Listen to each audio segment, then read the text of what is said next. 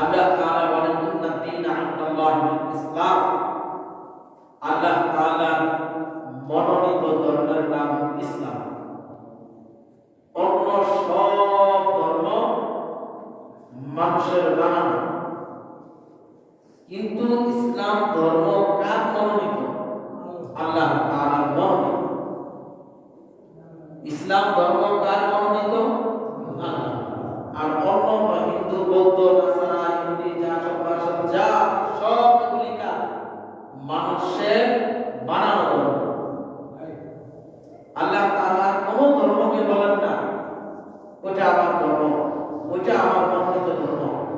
শুধু একটার বেলায় বলছেন, এটার নাম ইসলাম। সুবহানাল্লাহ। আমরা সবাই ইসলামের ভিতরে আছি কিনা? আমরা সকলেই আছি। ইসলামের ভিতরে শুধু থাকলে হবে না, ইমানদারের ভিতরে থাকতে হবে। কিসের ভিতরে? ইমানদারের ভিতরে থাকতে হবে। সবাই আল্লাহর প্রতি ঈমান এনেছি, ঠিক কিনা? আল্লাহর প্রতি ঈমান এনেছি, নবী সাল্লাল্লাহু আলাইহি ওয়াসাল্লামের উপর ঈমান এনেছি, সমস্ত নবীর উপর ঈমান এনেছি, সমস্ত কিতাবের উপর ঈমান এনেছি, সমস্ত ফেরেশতাদের উপর ঈমান এনেছি, হাসরের ময়দানের উপর ঈমান এনেছি, তকদীরের উপর ঈমান এনেছি, মৃত্যুর উপর ঈমান এনেছি, ঠিক কিনা?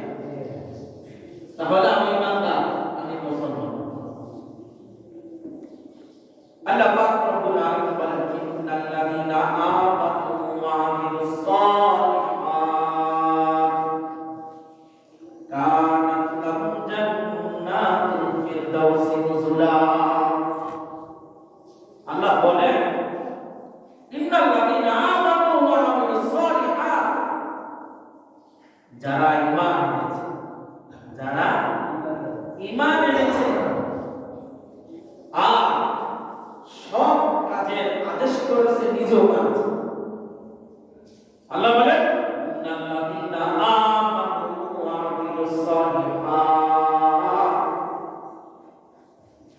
যারা ঈমান আনার পরে আমলে সালেহ, আমলে সালেহ, এর ভিতরে শিরক মুক্ত আমল, বেদাত মুক্ত আমল, গুনাহ মুক্ত আমল, আমলে সালেহ যারা করেছে তারা কি জান্নাতুল ফিরদাউসি নুজুলা,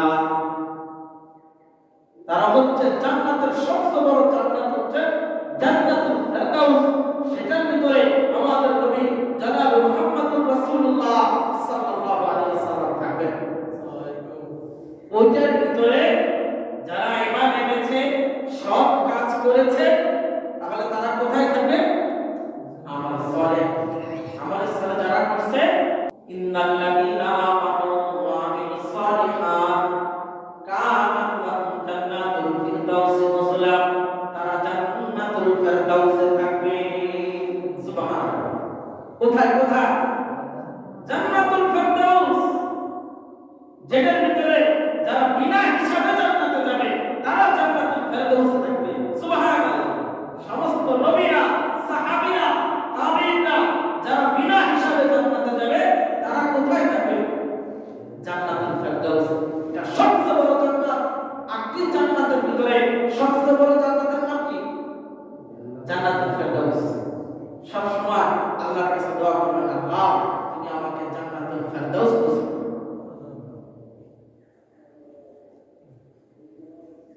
তাহলে যারা ঈমান এনেছে, সৎ কাজ করেছে,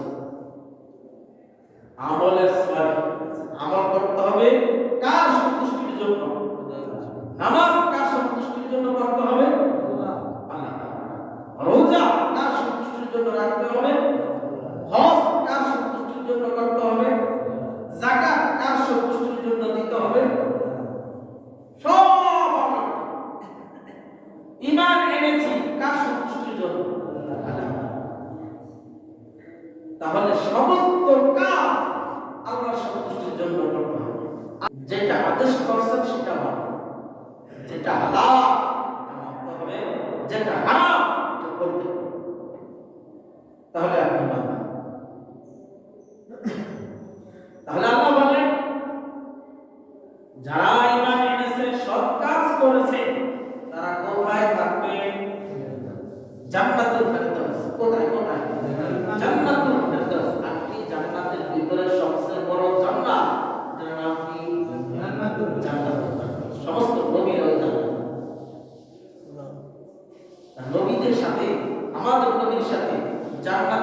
ইচ্ছা আছে না নাই? সমস্ত মানুষের ইচ্ছা নবীর সাথে থাকতে চায়, ঠিক কি না? তাহলে নবীর সাথে থাকতে হলে আমলে সালেহ করতে হবে। কি করতে হবে? আমলে সালেহ, নবীকে ভালোবাসতে হবে জীবন দিয়ে। কি দিয়ে? জীবন দিয়ে ভালোবাসতে হবে। নবীকে জীবন দিয়ে ভালোবাসতে হবে। আল্লাহ বলেন, ইয়া আইয়ুহাল্লাযীনা আমানু লা তুকদ্দিমু বাইনা ইয়াদাইল্লাহি ওয়া রাসূলিহি ওয়াত্তাকুল্লাহ ইন্নাল্লাহা সামিউন আলীম। হে ইমানদারগণ, আল্লাহ বলতেছেন, ইয়া আইয়ুহাল্লাযীনা আমানু, হে ইমানদারগণ, লা তুকদ্দিমু, তোমরা আল্লাহ এবং আল্লাহর রাসূলের সামনে অগ্রবর্তী হইও না। আল্লাহ এবং আল্লাহর রাসূলের সামনে কি হইও না? অগ্রবর্তী হইও না। এবং তোমরা আল্লাহর উপর তাওয়াক্কুল অবলম্বন করো। কার উপর তাওয়াক্কুল করতে হবে? নিশ্চয় সর্বশ্রোতা সর্বজ্ঞময় শুধু ইমানদারগণই আল্লাহকে অধিক পরিমাণ ভালোবাসে। কারা? যারা ইমানদার তারা কাকে বেশি ভালোবাসে? আল্লাহকে বেশি ভালোবাসে। জীবনের চাইতে, সন্তানের চাইতে, স্ত্রীর চাইতে, আত্মীয় স্বজনের চাইতে সবচেয়ে বেশি ভালোবাসে ইমানদাররা কাকে? তাহলে আল্লাহকে ভালোবাসতে হইলে আল্লাহ তো আপনাকে ভালোবাসতে হবে, ঠিক কি না? যদি আপনি আল্লাহকে উপরে ভালোবাসেন তাহলে আল্লাহ আপনাকে ভালোবাসবেন। আল্লাহকে কলিজা দিয়া, অন্তর দিয়া আল্লাহ এবং আল্লাহর রাসূলকে ভালোবাসবেন। তাহলে কোথায় যাব? জান্নাতুল ফেরদাউস। যদি আল্লাহ এবং আল্লাহর রাসূলকে কলিজা দিয়া, অন্তর দিয়া আল্লাহ এবং আল্লাহর রাসূলকে ভালোবাসতে পারি, যাব কোথায়? আল্লাহর জান্নাত। আর কোন বান্দা যদি আল্লাহ এবং আল্লাহর রাসূলকে অন্তর দিয়া ভালোবাসে, তার কোন দুনিয়াতে ভয় নাই, আখিরাতে ভয় নাই। সুবহানাল্লাহ। দুনিয়াতে ভয় থাকবে না। যদি মানুষও নারাজ হয়ে যায়, রাষ্ট্র যদি আপনার বিপক্ষে চলে যায়, আল্লাহ এবং আল্লাহর রাসূল যদি আপনাকে ভালোবাসে, আর মৃত্যু হইতে দেরি, জান্নাতে যাইতে দেরি হবে না। সুবহানাল্লাহ। এইভাবেও মৃত্যু হবে, রোগও মৃত্যু হতে পারে, মানুষের হত্যার মাধ্যমে আমাদেরকে মৃত্যু করতে পারে, মারতে পারে। কিন্তু আমরা যদি আল্লাহর সন্তুষ্টির জন্য মারা যাই, আল্লাহ বলেন বান্দাকে দুনিয়া ত্যাগ করতে দেরি, আমি আল্লাহর জান্নাতে যাইতে দেরি হবে না। সুবহানাল্লাহ। তাহলে আল্লাহর জান্নাতে যাওয়ার ইচ্ছা আছে না নাই? কোন জান্নাত? জান্নাতুল ফেরদাউস। কোন জান্নাত? জান্নাতুল ফেরদাউস। তাহলে আল্লাহকে ভালোবাসতে হলে আল্লাহর নবীকে ভালোবাসতে হবে, ঠিক কি না ভাই? বেশি ভালোবাসতে হবে। সবচেয়ে প্রিয় ব্যক্তি, সবচেয়ে প্রিয় মানুষ হিসেবে নবীজিকে রাখতে হবে অন্তরের ভিতরে। যদি নবীজিকে সবচেয়ে বেশি ভালোবাসতে পারি, আমার আপনার জন্য মৃত্যুর পরে শান্তির ব্যবস্থা আছে। কিসের ব্যবস্থা? শান্তি, শান্তি আসে।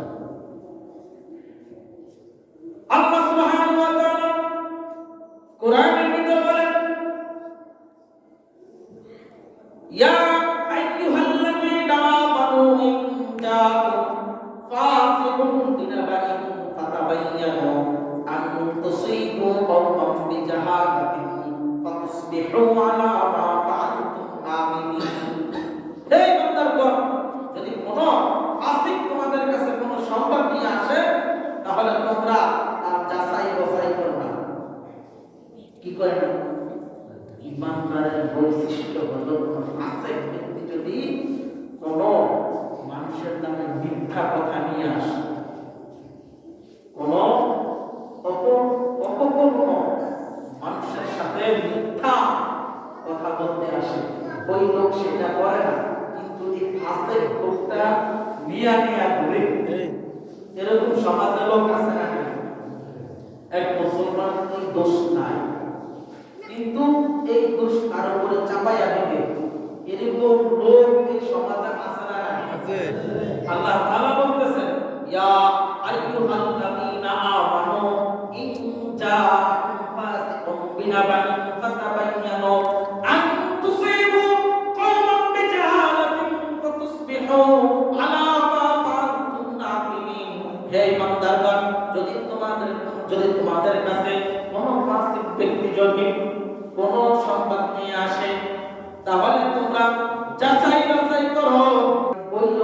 কথা শুনি না।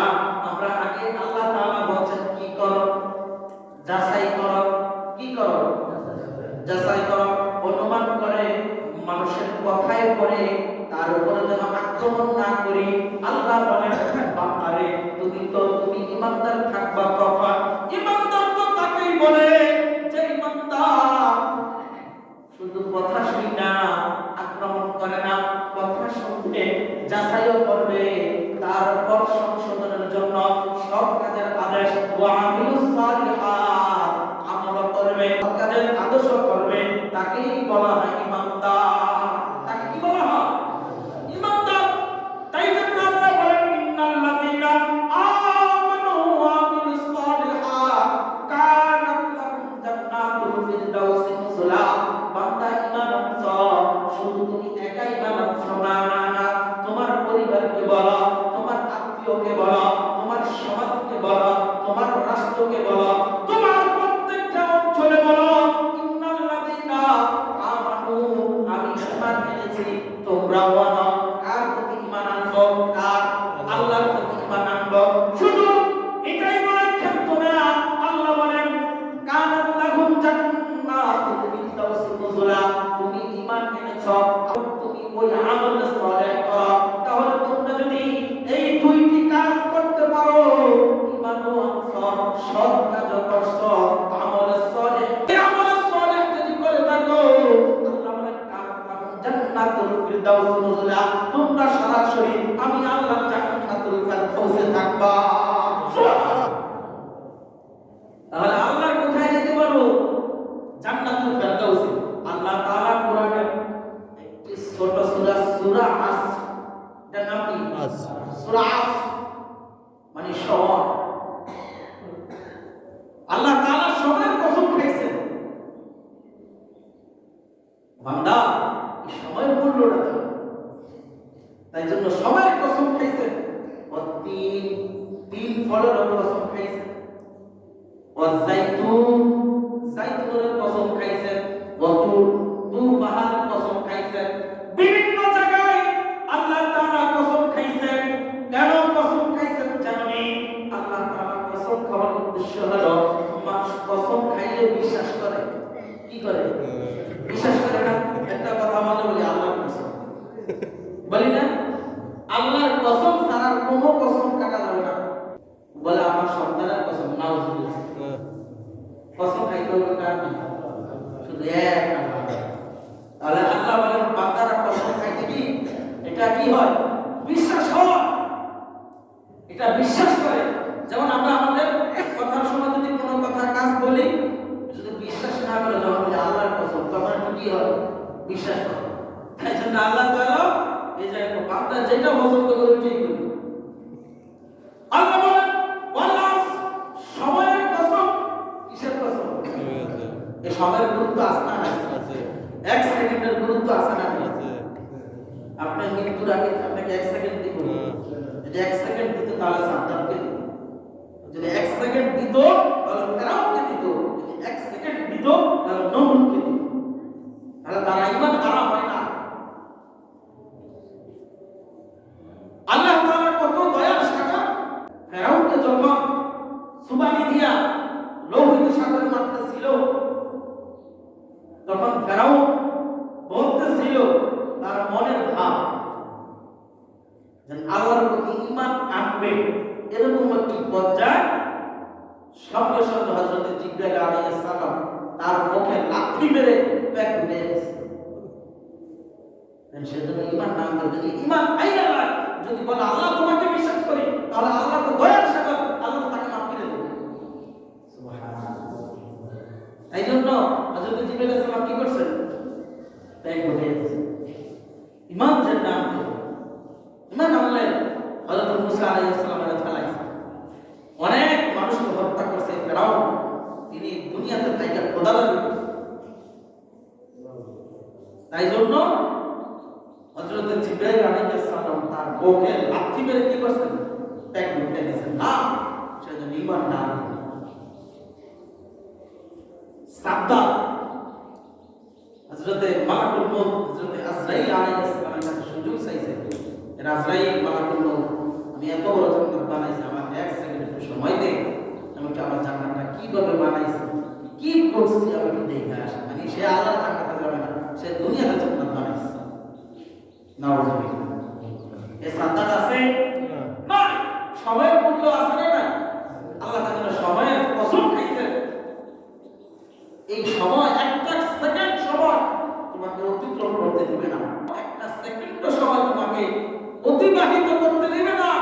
তাই জন্য আল্লাহ তাআলা বলেন আল্লাহ বান্দার সময়ের কসম খাইলাম, ইন্নাল ইনসানা লাফি খুসর, নিশ্চয়ই সমস্ত মানুষ ক্ষতিগ্রস্ত, সমস্ত মানুষ ক্ষতিগ্রস্ত।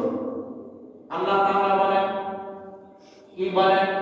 ওয়াল্লাহ সময়ের কসম, ইন্নাল ইনসানা লাফি খুসর, নিশ্চয়ই সমস্ত মানুষ কি ভাই ক্ষতিগ্রস্ত। আমার নবী রাখিয়া বলেন, এরা বান্দা কোনো টেনশন করিস না হে আমার উম্মত, আল্লাহ বলছে তোরা ক্ষতিগ্রস্ত। আল্লাহ বলছে সময়ের কসম খাইলাম, ক্ষতিগ্রস্ত হইলি তাহলে আমরা যাব কোথায়?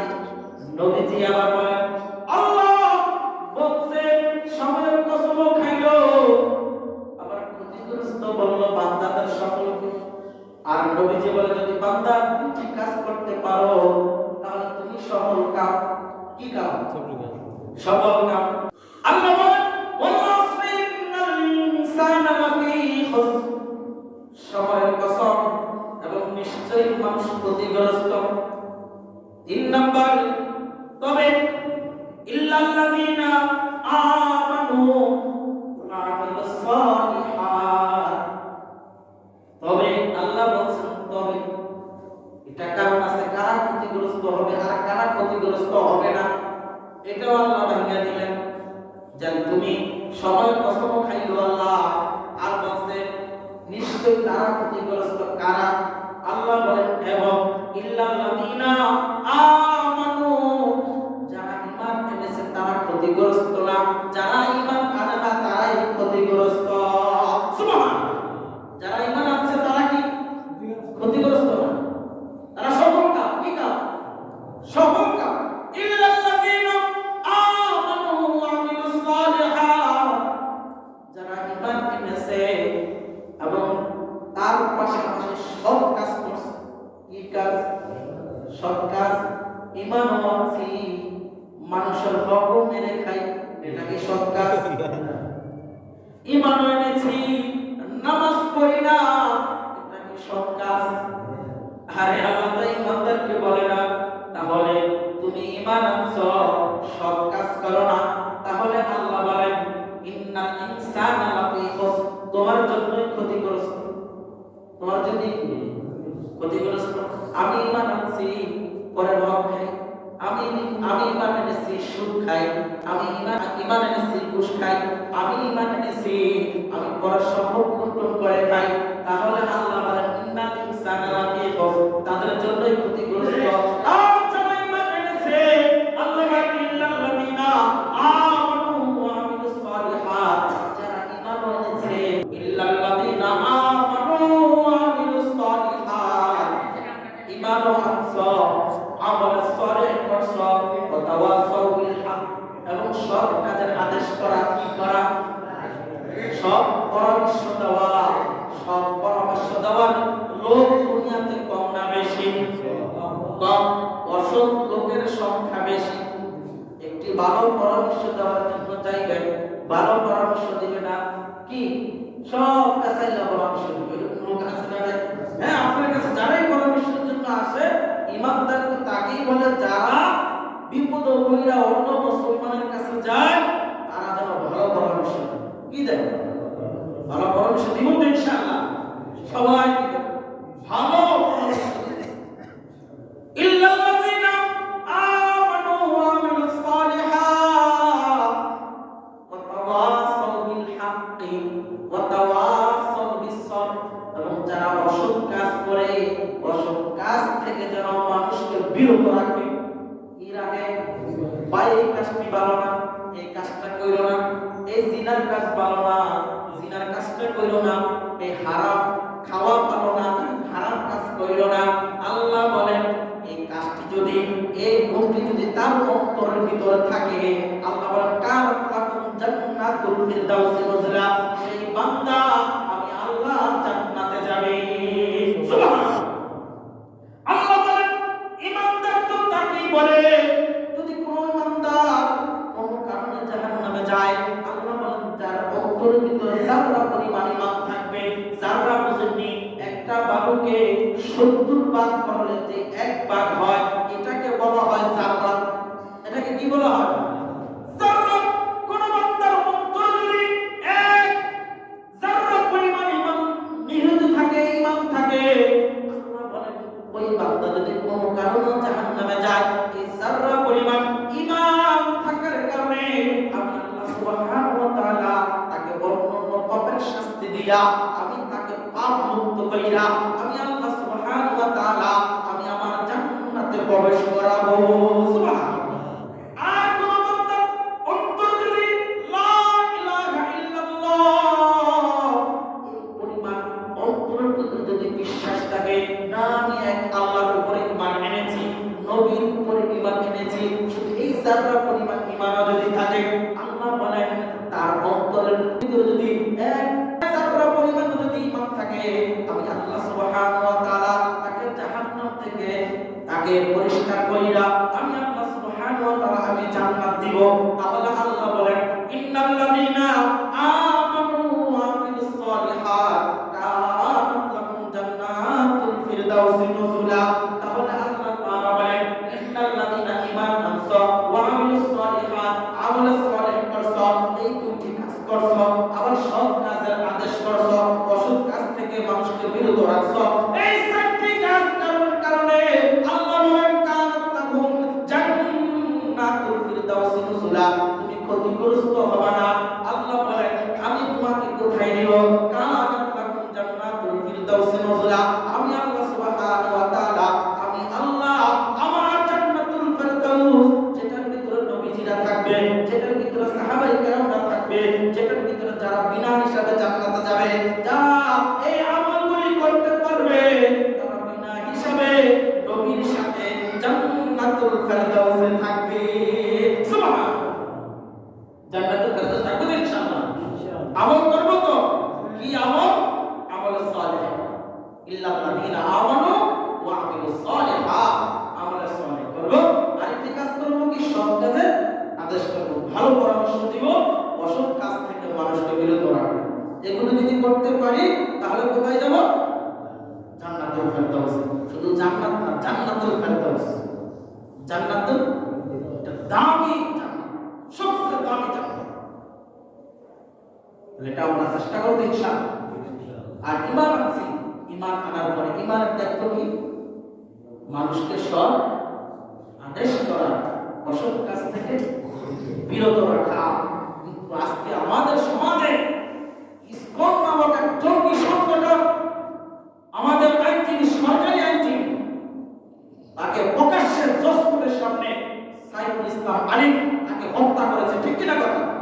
এটা আমরা আরো কয়েক বছর আগে বলেছিলাম, ইসকন মানে একটা জঙ্গি সংগঠন, এটাকে নিষিদ্ধ করতে হবে। ঠিক কিনা কথা বলেন নাকি? এটা মুসলমানদের দাবি, বাংলাদেশের দাবি। এটা ইসকন নামক জঙ্গি সংগঠন, সন্ত্রাসী সংগঠন, এটাকে বাংলাদেশ থেকে নিষিদ্ধ করতে হবে। ঠিক কিনা? আমরা আইনের দিকে তাকিয়ে আছি, আমরা জজকোর্টের দিকে তাকিয়ে আছি, আমরা ডক্টর ইউনূস সাহেবের দিকে তাকিয়ে আছি। যদি ইসকনকে নিষিদ্ধ করতে না পারা হয়, তাহলে কিভাবে নিষিদ্ধ করতে হবে এটা বাংলার মানুষ জানিয়ে দিবে। ঠিক কিনা কথা? কিভাবে নিষিদ্ধ করতে হয় এটা আমরা ওই কৌশল জানি, কিভাবে তাদেরকে দেশ থেকে হটাইতে হয় এটা আমরা জানি। ঠিক কিনা কথা? যেরকম আমরা ফেরাউনকে আমরা সরিয়েছি, ইসকন নামক জঙ্গি সংগঠনকে আমরা এই দেশ থেকে আমরা বিতাড়িত করে ছাড়বো ইনশাআল্লাহ। আল্লাহ পাক আমাদেরকে কবুল করুন। আমিন।